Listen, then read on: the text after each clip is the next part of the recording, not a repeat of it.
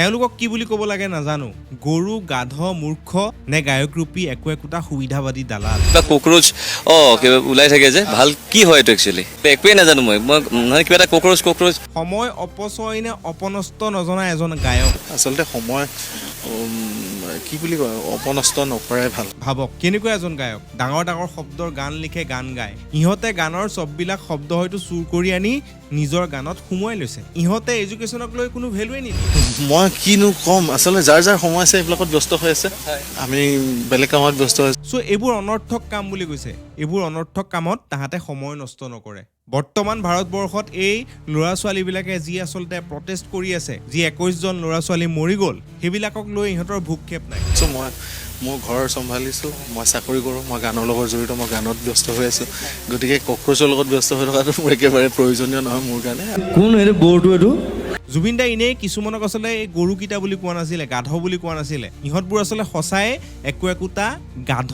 ইহঁতক হয়তো বহুতে শিল্পী বুলি সন্মান কৰে, বহুতে হয়তো নিজৰ হিৰো বনাই লৈছে, কিন্তু ইহঁতক আচলতে সেই সন্মান আমি দিব নালাগে। আমি বেছি সন্মান দি ইহঁতক ওপৰত উঠাই দিওঁ আৰু তাহাঁতে সেই ওপৰৰ মালবিলাকৰ পৰা সুবিধা লৈ লৈ দালাল ৰূপী একো একোটা গায়কলৈ পৰিণত হয়। ইহঁতে নিজৰ সুবিধাৰ কাৰণে যি টি কৰিব পাৰে, যি টি কথা ক'ব পাৰে। আজি জুবিন দা নাই, সেইটো কাৰণে আজি এইবিলাক বক্তব্য দিব পাৰিছে আৰু অসমত হয়তো বেলেগ এজন তেনেকুৱা ষ্টাৰ নোলাব যোনে ইহঁতক গৰু গাধ বা দালাল বুলি ডাইৰেক্টলি ক'ব নোৱাৰিব। জুবিন দা থকা হ'লে হয়তো ইহঁতক ধুই পেলালে হ'লে। আজি এটা শব্দ নাজানে, অপচয় নে অপনষ্ট নাজানে, কিন্তু এজন ডাঙৰ গায়ক বোলে।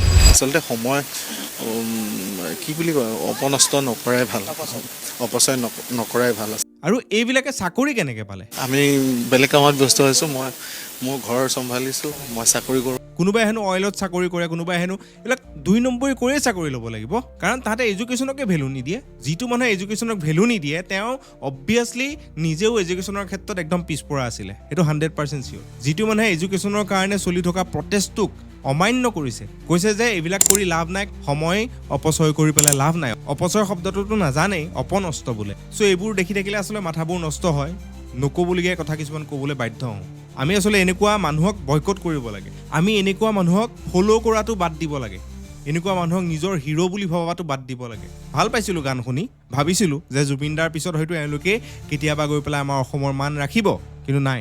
এওঁলোকে মান ৰখাটো দূৰৰ কথা, এওঁলোকে আমাৰ অসমৰ যি সন্মান জুবিন দাই উঠাই থৈ গ'ল সেইখিনি গোটেইখিনি ডুবাব, তাৰ বাহিৰে একো কৰিব নোৱাৰে।